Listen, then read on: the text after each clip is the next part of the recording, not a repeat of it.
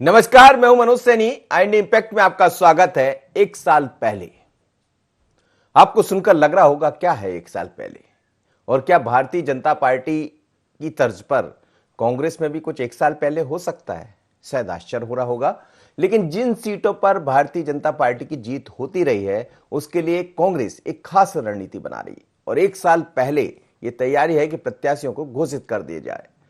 इसको लेकर लगातार बैठकों का दौर जारी है। आज भी बैठक चल रही है कांग्रेस की, जिसमें तमाम सारे नेता मौजूद रहेंगे। पर इस बीच में चर्चा यह है कि इससे पहले प्लानिंग तैयार हो गई है। यदि किसी सीट पर नाराजगी उभरी तो उसे दूर करने का वक्त मिल जाएगा, ऐसा मानना है कांग्रेस का। क्योंकि होता ही रहा, करीब 70 सीटें ऐसी है जिस पर बहुत कम मतों से जीत हार का अंतर रहा है, और जब उनका आकलन कांग्रेस ने किया तो यह पाया कि समय पर टिकट नहीं देना भारी पड़ा है। यानी एक साल पहले यदि किसी प्रत्याशी की घोषणा कर दी जाए तो जो भी विरोध के स्वर है या जो भी बाकी चीजें हैं वो दूर हो जाएगी। तो क्या कांग्रेस की ये रणनीति सिर्फ कहने की रहेगी या काम आएगी? पर क्या रणनीति है, जरा सुन लीजिए कांग्रेस के सीनियर लीडर और पूर्व कैबिनेट मंत्री सज्जन वर्मा को, वो क्या कह रहे हैं, सुनिएगा।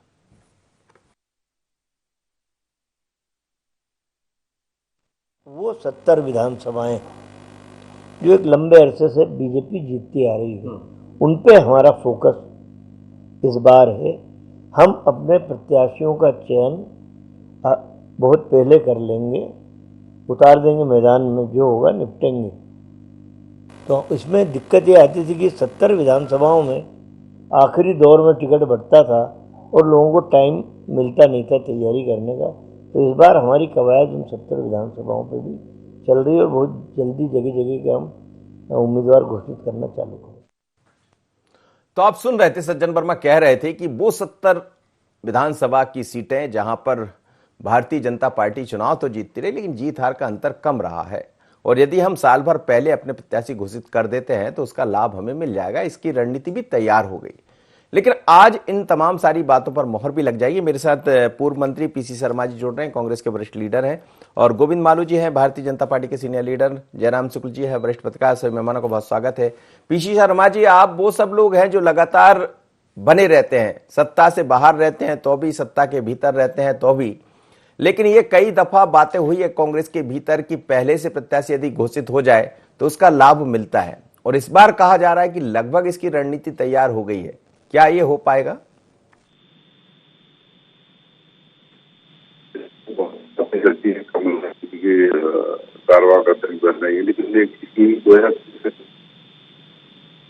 पीसी भाई, आपकी आवाज मुझे नहीं मिल पा रही, थोड़ा नेटवर्क में आएंगे। आज भी जो हैं उसी का एक पार्ट है जो अभी सज्जन वर्मा जी ने कहा है जी।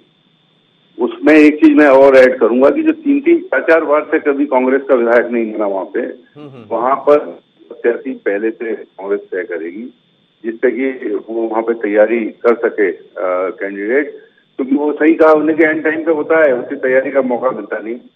ऐसी सीटें जो हम जीत ही नहीं रहे हैं उन पे भी प्रत्याशी पहले तय होगा, और इसी की रणनीति आज ही पूरे जो हमारे प्रभारी हैं मुकुल वासनिक जी वो आए हैं। और अभी तो ये 4 चुनाव की बात है, लेकिन 4 चुनाव के साथ साथ बाकी बातें भी आज अलग अलग मीटिंगों में होंगी कि कांग्रेस कैसे 2023 में संपूर्ण बहुमत के साथ 150 प्लस से सरकार बनाए, उस सब तैयारी कांग्रेस पूरी ताकत से कर रही है। और हालात भी हैं, जैसे कोरोना इंजेक्शन मिले नहीं, बेड मिले नहीं, ऑक्सीजन मिली नहीं, ब्लैक फंगस के इंजेक्शन मिले नहीं, बेरोजगारी चरम पर है, करोड़ों लोग बेरोजगार हो गए। मध्य प्रदेश में 35 लाख बेरोजगार में, जिससे तो बढ़ने पे साइकिल पे चलते थे, आज वो देख नहीं रहे उधर। और मध्य प्रदेश में वेट टैक्स पेट्रोल पे सबसे ज्यादा है। तो ये सब चीजें हैं, महंगाई, बेरोजगारी, महामारी, लोगों की जान जाना, लाखों लोगों की जान मदद में चले जा रहा है, ये सब चीजें इश्यूज हैं जिन पे कांग्रेस पूरी तरह फोकस कर रही है और लड़ेगी चुनाव। और ये 3-4 चुनाव भी जीतेंगे और 2023 में सरकार भी बनाएगी। जी जी, बिल्कुल, मैं आपसे समझूंगा। गोविंद मालू जी, कांग्रेस बहुत अलग रणनीति पर काम कर रही है। आज भी कांग्रेस के तमाम लीडर्स, चाहे हम बात करें मुकुल वासनिक जी, कमलनाथ जी, सभी बैठ भी रहे हैं, चर्चाएं भी चल रही है। पर सवाल यही है कि एक साल पहले प्रत्याशी घोषित करने की बात कह रही है कांग्रेस। देखिए, कांग्रेस क्या करती है, कांग्रेस एक तरह का ऐसा अजायब घर है जिसके बारे में कुछ भी कहा नहीं जा सकता कि क्या अजीब ये लोग किस तरह से अपना काम करते हैं। इनके यहाँ तो एक जैसे कमलनाथ जी हैं, तो कमलनाथ जी जो चाहेंगे वही होगा। लोकतांत्रिक तरीके से कभी निर्णय नहीं होता, चाहे कहीं भी देख लीजिए आप। इसलिए कांग्रेस क्या करती है, कांग्रेस का संगठन क्या करता है, देखिए जनता के बीच में जब तक आपकी स्वीकार्यता नहीं होगी, आप कुछ भी कर लें, कितने भी ताश के पत्ते फेंक लें, उससे कुछ होना नहीं है।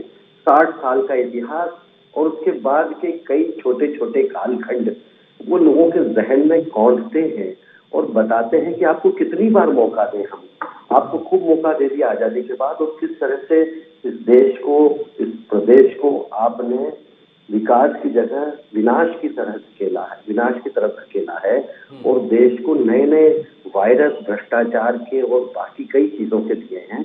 ऐसे में कांग्रेस की स्वीकार्यता नहीं हो सकती, और जब तक कांग्रेस के नेताओं की स्वीकार्यता जनता में नहीं होगी, कांग्रेस की स्वीकार्यता नहीं हो सकती। ऐसे जो ये बोझ हो गए हैं लोकतंत्र पर, जनता पर, ऐसे लोगों को कैसे स्वीकार करेगी कांग्रेस? कभी अच्छे लोगों को आगे बढ़ाती नहीं है। 2018 में स्वीकार करके एक बार दिखाया था जनता ने कि ऐसा नहीं है, हम इन्हें भी स्वीकार कर सकते। स्वीकार नहीं किया था, अधूरा, अर्ध सत्य है, अधूरा स्वीकार्यता थी वो, पूरी स्वीकार्यता नहीं थी। और वो भी कैसी थी, उसको हाईजेक करके आपने बनाई अपनी सरकार, आपने पूरा बहुमत, जनता ने यही तो बताया कि देखिए आप किनारे पर खड़े हैं, अब आप समझ जाइए, सुधर जाइए।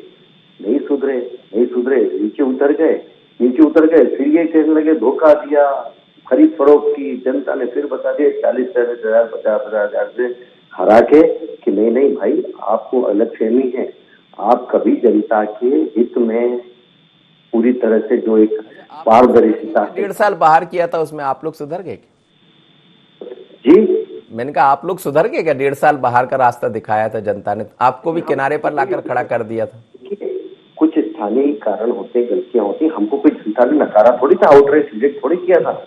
हमारी कुछ कमी रह गई थी, इसके कारण हुआ था। हम हमारी तो जो कमिटमेंट है जनता के प्रति, विकास के प्रति जो हमारी प्रतिबद्धता है, सामाजिक कल्याण के प्रति जो हमारी कल्पना है, हम उसको जमीन पर उतारते हैं और लगातार वही काम कर रहे हैं। भ्रष्टाचार का 15 साल में एक भी आरोप या इस सरकार में कोई आरोप हम पर चस्पा नहीं हुआ।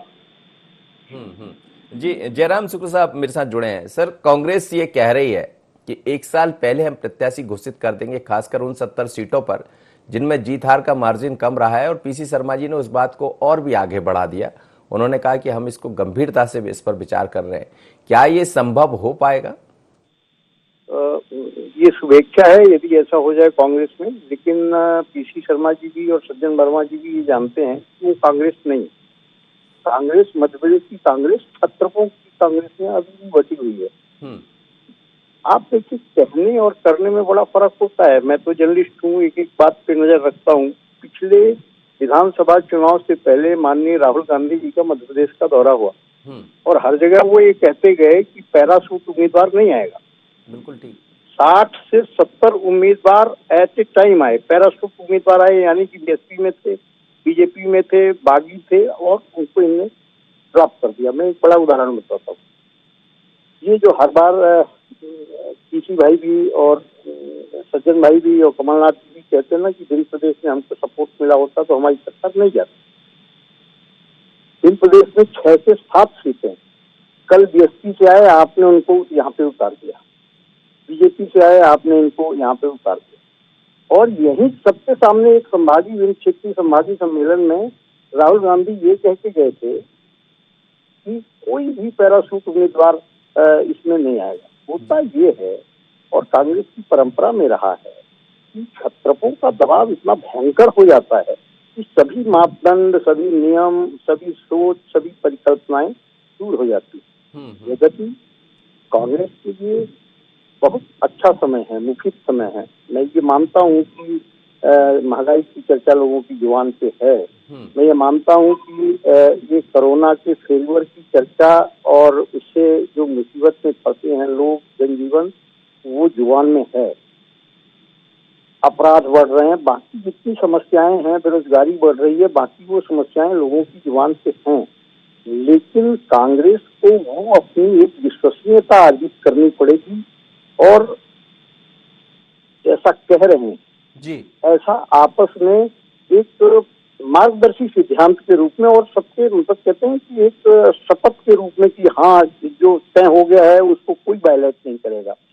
तो यदि इस तरीके का समर्पण, इस तरीके का संकल्प और इस तरीके की रणनीति कांग्रेस बनाती है तो इसमें कोई संदेह नहीं है कि वो फिर से विजन कर सकती है। जी जी पीसी शर्मा जी, एक यही बात है, प्रोग्राम कई बार बनते हैं आपके, कई बार ये घोषणाएं होती है, कई बार ये कहा जाता है, जैसा राहुल गांधी जी का जिक्र कर रहे थे जयराम शुक्ल जी, ये हमने भी देखा कई बार सभाओं में उन्होंने बोला था कि पैराशूट लैंडिंग नहीं होगी, जिस दिन सरकार पहले दिन बनेगी यदि कर्ज माफ नहीं हुआ तो फिर क्या होगा, लेकिन हुआ कुछ नहीं, हो नहीं पाया, लिहाजा आप खुद देख रहे हैं।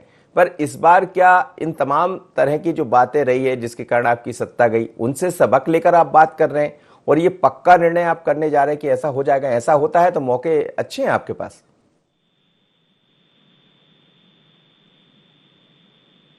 पीसी भाई,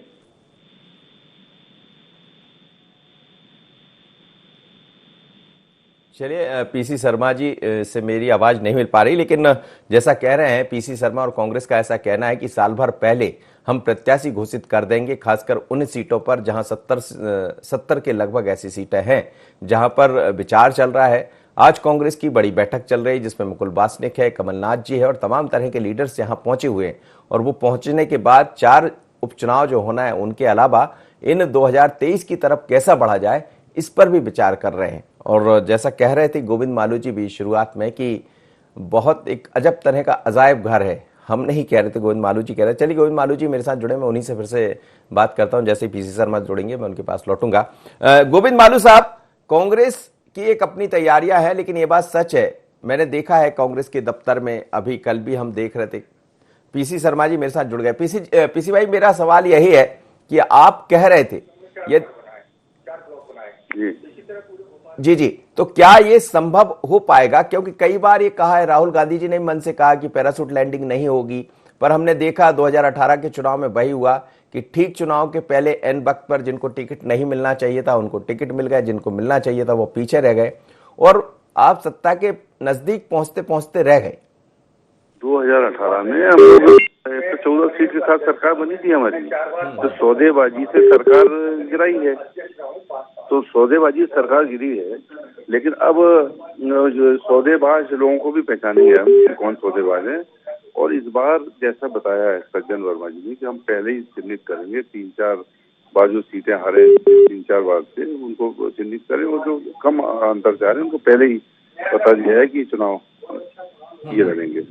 आज मुकुल वासनिक जी हैं भोपाल में, आज पूरी मीटिंग होगी, पूरा लंबा मंथन होगा। जी जी, नहीं लेकिन कई बार ये कहा जाता कांग्रेस के भीतर कि छत्रप जब होते हैं तो फिर राजनीति दूसरी तरफ चली जाती और जो आप सोचते वो हो नहीं पाता, तो इस बार ऐसा नहीं होगा क्या कि ना पैराशूट लैंडिंग दिखाई देगी ना इस तरह की? और कह रहे थे गोविंद मालू है मेरे साथ भारतीय जनता पार्टी के, वो कह रहे थे अजायब घर की तरह है कांग्रेस। इनका तो गोविंद मालू जी तो ऐसा है, इनका रटा रटाया डायलॉग रहते हैं, इससे कोई मतलब नहीं है। कांग्रेस पूरी पुख्ता है और 2023 में आप भी हम हैं, यही है, कांग्रेस सरकार बनेगी।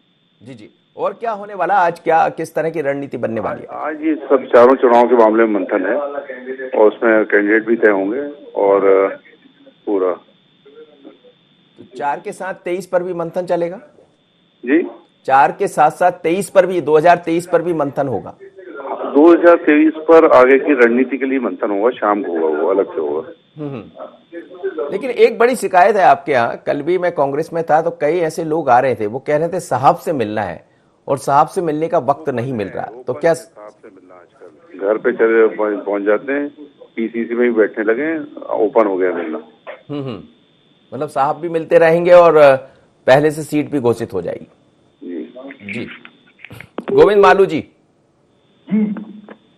कह रहे हैं कि कांग्रेस में ये बड़ी शिकायत है, कल भी हम देख रहे थे बहुत लोग ऐसे पहुंच रहे थे जो कह रहे थे कि साहब से मिलना, साहब से मिलने का समय दिलवा दीजिए, साहब यानी पीसी कमलनाथ जी। जी जी, पर अब कांग्रेस ये कह रही कि इस बार कथनी और करनी में फर्क होगा।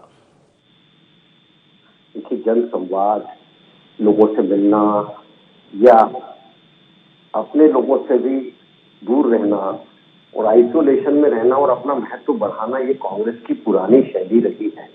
और तभी पहले कहा करते थे ना, मुख्यमंत्री के पास जाना और मिलना तो दूर की बात है, किसी मंत्री से बात हो जाए या उसकी झलक भी मिल जाए तो बड़ी बात होती थी। कांग्रेस के जमाने के सारे मिथक हैं जो भारतीय जनता पार्टी ने तोड़े हैं।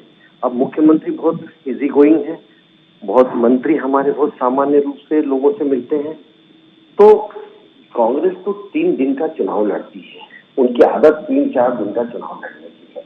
जनता के बीच में जाना, मेहनत करना, संवाद करना, ये उनके बुद्धि का भी नहीं है और उनकी प्रकृति में भी नहीं है। देखिए, जो चुनाव के उम्मीदवार घोषित करना है, मैं आपको दावे से कह सकता हूँ कि कांग्रेस ये काम भारतीय जनता पार्टी पहले कर लेगी उम्मीदवार की घोषणा, लेकिन कांग्रेस की अंत तक नहीं होगा, क्योंकि वहां पर कोई संगठन नहीं है, वहां पर तो गिरोह है, गुटबाजी है, गिरोह है।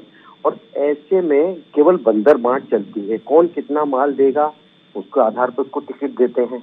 टिकट बेचने के आरोप तक कई सारे नेताओं ने पहले लगाए, मानक अग्रवाल जैसे वरिष्ठ नेताओं ने लगाए हैं, कई जगह आरोप लगे हैं। तो ये हमने नहीं लगाए, हम तो सुनते हैं और हम तो ये जो पब्लिक डोमेन में जो बात होती है उसकी बात कर रहे हैं। हम हमें कोई मतलब नहीं उनके कितने उम्मीदवार आज से क्या सारे 230 चुन के वो काम में लगा दें।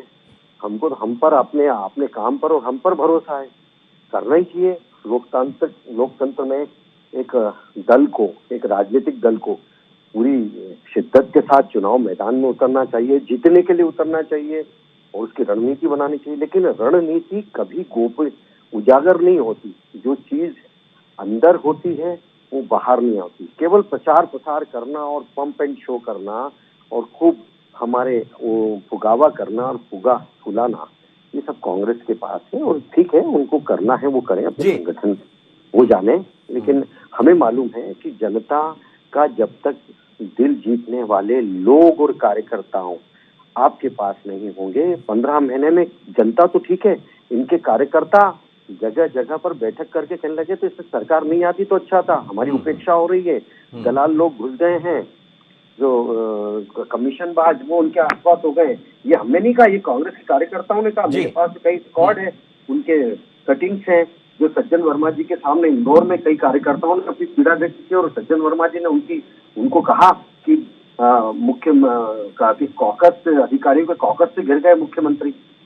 हम नहीं कह रहे हैं, तो यही कह रहे हैं। उमंग सिंगार कह रहे थे कि दिग्विजय सिंह ब्लैकमेलर है और वो रेत माफिया और शराब माफिया और इन सबको संरक्षण दे रहे हैं। हमने थोड़ी कहा था, हमने तो किसी को नहीं कहा, ये खुद ही कह रहे थे। तो हमें इससे कोई मतलब नहीं। कांग्रेस कभी, हम तो चाहते हैं कि लोकतंत्र में एक विपक्षी अच्छा दल होना चाहिए जो रचनात्मक विपक्ष की भूमिका निर्वहन करे, जो जनता के साथ उनकी जी। चलिए, ये तो बहुत अच्छी बात है। यदि सरकार ऐसा कहती है कि विपक्ष में एक अच्छा विपक्ष होना चाहिए, लोकतंत्र में निश्चित रूप से होना भी चाहिए। जयराम शुक्ल सर मेरे साथ जुड़े। सर, यही एक परेशानी रही है कि कांग्रेस की कथनी और करनी में फर्क हमेशा देखने को मिला है, जैसा आपने भी कहा। अभी कमलनाथ जी भी कह रहे थे, कुछ दिन पहले बात हो रही थी उनसे, तो उन्होंने इस बात को माना है कि सियासत, राजनीति अब बदली है। अब पहले जैसे चुनाव नहीं होते कि मैं किसी मंच पर जाऊंगा और भाषण दे दूंगा, लेकिन ये कहना पर दिखता नहीं है। कई सारे ऐसे मुद्दे हैं जिसको लेकर कांग्रेस चाहे तो दिख जाए। कमलनाथ जी दिल्ली में रहते हैं, कार्यकर्ता चिल्लाते रहते हैं कि साहब से मिलना, मुलाकात नहीं होती। फिर यदि सीट भी पहले से घोषित कर देते हैं तो उसका लाभ कैसे ले पाएंगे? देखिए, क्या है कि ये पार्टी अनुशासित तब तक नहीं होगी जब तक कि नेतृत्व का इकबाल बुलंद नहीं होगा। आज केंद्र में कांग्रेस पार्टी के नेतृत्व को लेकर भी वही कौन सा G27 कोई ग्रुप बना है, G23। तो इस तरीके के अभी छोटे छोटे प्रेशर ग्रुप ऊपर भी बने हुए हैं। एक जमाना, अब जमाना ना तो इंदिरा जी का है और ना तो राजीव गांधी जी का है। यहाँ तक कि सोनिया जी ने भी 8-10 साल बहुत पकड़ के रखा है। जब कोई पार्टी चुनाव सफलता जब उसकी नहीं होती है यथार्थ में, तो धीरे धीरे भरोसा लोगों का टूटना पड़ता है। सवाल ये है ना कि अब इतने निर्भीक और स्वेच्छाचारी कांग्रेस के नेता हो गए हैं कि आइदर आर करते हैं, या तो हमको आप महत्वपूर्ण भूमिका दो, नहीं तो फिर हम आप ही कबर खोलेंगे। कुछ इस तरीके की एक भावना यहाँ पर रहती है। ये कमलनाथ जी की जो 15 महीने की सरकार चली, इसमें कितने बड़े विरोधाभास, ये तो अभी गोविंद जी भी बता रहे थे कि उमंग सिंघार के कैसे बयानात आते थे, सिंधिया गुट के लोग कैसे कहते थे, किस तरीके से मुख्यमंत्री पर एक कार्यकर्ता उंगली उठाता था कि नहीं मिलते और जो कहा वो करते नहीं है। मंत्रियों के आचरण को लेकर भी बहुत बातें उठती रही है। तो ये एक स्वेच्छाचारिता की स्थिति कांग्रेस में बनी रही है और एकजुट हो जाएं, लीडरशिप को मानने लगे, उनके अनुशासन में चलने लगे, ये बहुत अच्छी बात होगी कांग्रेस के लिए। और कांग्रेस के लिए इसके अलावा कोई चारा नहीं, करो या मरो, डू और डाई। यदि कांग्रेस के कार्यकर्ता इस भावना को आत्मसात नहीं करते तो कांग्रेस में कोई फर्क नहीं पड़ना है। अगला चुनाव भी होगा, इसी तरीके की छत्रपों की प्रेशर पॉलिटिक्स चलेगी, पैराशूट लैंडिंग होगी और यही नतीजा होगा। जबकि मैं फिर कह रहा हूँ कि कांग्रेस के पास बहुत अकूत संभावनाएं हैं संघर्ष, सड़क में संघर्ष करने की, मुद्दों को सामने लाने की, जन जन के बीच पहुंचने की। बहुत सारे मुद्दे, बहुत सारी चीजें हैं जो कांग्रेस ऐसा कर सकती है, एक ऑर्डर खड़ा कर सकती है। लेकिन मैं हमेशा कहता हूं कि कांग्रेस में जो 70 या इवन 80 के पहले तक जो स्थितियां थी, सेवा दल था, बहुत सारे उनके प्रकल्प भी थे, प्रशिक्षण होते थे, उनके तमाम ये सब चीजें ब्लॉक स्तर पे प्रशिक्षण हुआ करते थे। लेकिन ये सब चीजें बंद हो गई। तो आज कांग्रेस में कार्यकर्ता नहीं, नेता है। आज वही नेता कांग्रेस का पार्षद की टिकट मांगता है, वही विधानसभा की टिकट मांगता है, वही पार्लियामेंट की टिकट मांगता है, वही नगर निगम की टिकट मांगता है, वही पंचायत में लड़ जाना चाहता है। ये सब चीजें हैं। एक कोई डिसिप्लिन या जो कहते हैं ना काडर, और भारतीय जनता पार्टी इन सब मसलों में थोड़ा आगे जाती है कि उसमें संगठन की एक खनक तो बनी रहती है। तो इसलिए वो सब कुछ उनका संभल जाता है। जो बागी भी होते हैं या जो रिवेल्स होते हैं, बहुत छोटा समूह होता है और वो आइसोलेट कर दिए जाते हैं। कांग्रेस में दुर्भाग्य से इस तरीके की कोई व्यवस्था नहीं बनी है। तो कांग्रेस को एक तो ऊपर से नीचे तक पूरा ओवरहालिंग करनी पड़ेगी। पार्टी की रीत नीति से गांधी क्या थे, तिलक क्या थे, इंदिरा जी क्या थी, नेहरू क्या थी, ये कार्यकर्ताओं को बताना पड़ेगा। नहीं जानते हैं कांग्रेस का इतिहास, लोग नहीं जानते हैं कांग्रेस के संकल्प को, नहीं जानते हैं। सदस्यता लेते हैं उसमें जो जितने सदस्य कांग्रेस की सदस्यता लेने में बड़े संकल्प होते हैं उसमें। और उसमें तो आप ये देखो कि मैं आजीवन खादी पहनूंगा, मैं मद्यपान नहीं करूंगा, मैं नशा पत्ती नहीं करूंगा, मैं अछूतों को माने नस्लीय रेशियल डिफरेंस की बात नहीं करूंगा। बहुत सारे ऐसे संकल्प हैं। यदि उन संकल्प का 10% कांग्रेस के कार्यकर्ता आत्मसात कर लें तो कांग्रेस स्वर्णिम पार्टी बन जाएगी। बहुत आसान हो जाएगा। बिल्कुल आप सही कह रहे हैं सर। बहुत बहुत धन्यवाद आप सभी मेहमानों को मेरे साथ जुड़े। लेकिन एक बार चलते चलते आपको सुनवाते, आखिर क्यों हम कह रहे हैं कि कांग्रेस साल भर पहले अपने प्रत्याशी घोषित कर देगी। सुन लीजिएगा एक बार सज्जन वर्मा को, फिर इस कार्यक्रम को विराम देंगे। सुनिएगा सज्जन वर्मा क्या कह रहे हैं। सज्जन वर्मा, विधानसभाएं जो एक लंबे अरसे से बीजेपी जीतती आ रही है, उन पे हमारा फोकस इस बार है। हम अपने प्रत्याशियों का चयन बहुत पहले कर लेंगे, उतार देंगे मैदान में, जो होगा निपटेंगे। तो इसमें दिक्कत ये आती थी कि 70 विधानसभाओं में आखिरी दौर में टिकट बढ़ता था और लोगों को टाइम मिलता नहीं था तैयारी करने का। तो इस बार हमारी कवायद उन 70 विधानसभाओं पे भी चल रही है और बहुत जल्दी जगह जगह के हम उम्मीदवार घोषित करना चालू करें। चलिए, तो आप सुन रहे थे सज्जन वर्मा को और आपने सुना, चर्चा में भी ये साफ नजर आया कि यदि कांग्रेस चाह ले, संकल्प एक ऐसा नाम है, संकल्प सभी लेते हैं। मैं भी कोई सी बात को लेकर संकल्प ले सकता हूं, पार्टी भी ले सकती है, लेकिन संकल्प पूरा जब होगा जब आप उसको बड़ी गंभीरता से लेंगे। अब खादी पहनना, मद्यपान निषेध नहीं करना, आज के दौर में क्या युवाओं को जोड़कर आप ये कर पाएंगे? तो ये कांग्रेस की शपथ हो सकती है, संकल्प हो सकते हैं, लेकिन इससे इतर भारतीय जनता पार्टी जो समय की नब्ज को पकड़ती है उसके साथ आगे बढ़ती है, यही कांग्रेस को करना पड़ेगा। लेकिन यदि कांग्रेस ये कह रही है कि साल भर पहले हम प्रत्याशी घोषित कर देंगे, तो ये सिर्फ कहना रहेगा या फिर वास्तव में होता भी नजर आएगा? क्योंकि थोड़ा सा कठिन है कांग्रेस के भीतर, कथनी और करनी में फर्क भी देखने को मिलता है।